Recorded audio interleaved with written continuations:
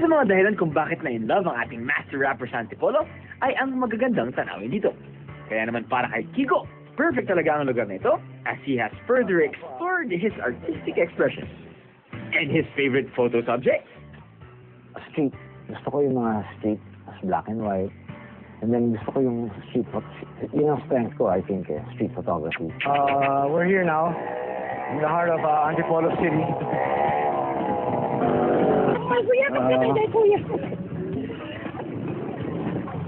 Okay, we're gonna take pictures. Kuha tayo ng mga litrato ng mga tao nandito, ng mga tindero, tindera. Dito nagbebenta ng mga pasalubong. Magkano po, ma'am?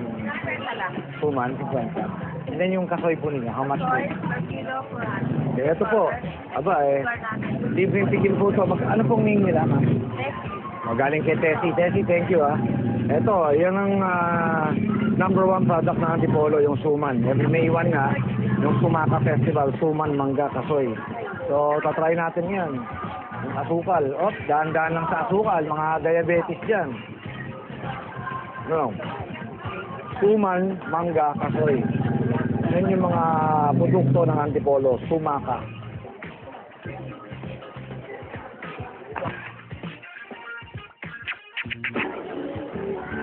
Yan. Saan po gawa yung kalamay? Laguna made, nilakas na naman dito. Ito naman galing sa Quezon. So parang, in other words, yung Antipolo, parang naging bagsakan na ng mga pasalubong items. Buko pie, meron na rin dito, mga buko pie. So talagang may establish na nagiging tourist spot na talaga yung Antipolo. Okay.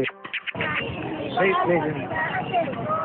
Dito po, makikita nyo, mga crucifix, mga rebulto, mga rosary beads, mga sampita, gano'n. So, tanongin po natin, ano pong pangalan nila, ma'am? Susan. Ito po si Susan. Susan, gano'ng katagal ka na nagbebenta ng mga religious artifacts, mga ganito? Matagal na po ako. Matagal na? How long? Yan ako na buhay pa Dati po, dun sila sa may parking, sa may church. Kaso parang nagiging masikip doon. Nilipat na lang sila dito. Pinagawa ito para talaga dito sa mga product, mga pasalubong center. Lahat ng mga tao, kung napapansin nyo, pag bibili ng bagong sasakyan, inaakyat dito sa Antipolo, binibindisyonan lahat ng mga sasakyan. Kasi yun yung parang para maging blessed yung sasakyan, hindi tamaan ng malas. Our Lady of Peace and Good Voyage. Smile.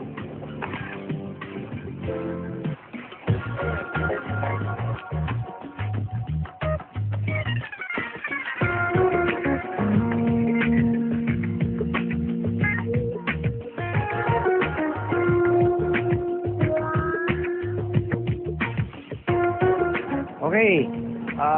Pagkatapos natin dito sa Pasalubong Center sa Antipolo, ito naman ang kukunin natin. Ito talaga ang star ng Antipolo Yung Antipolo Cathedral, where millions of devotees visit every year. Tuwing Holy Week po at saka tuwing May 1, yung fiesta namin, yung Sumaka Festival. Ngayon, puna natin ng picture. Ayos, Hey. Nice one. Very good! Right, church. Good to be here again. Sir. Rev! What's up? Ikaw pala yung humaharang dito Kasi lang kasi, alam mo, ang ganda-ganda ng church dito. Talagang hindi ko naman alam may kumukuha Anyway, kanina pa kita inaantay Where are we going? We'll shoot parts of the church. And then we'll talk to some people who can give us more info. Okay. And then we'll go throughout Antipolo later. Alright. The other places. Do you need to take more pictures? Yeah. Okay, go ahead. Let's go. Buhatin mo na ako.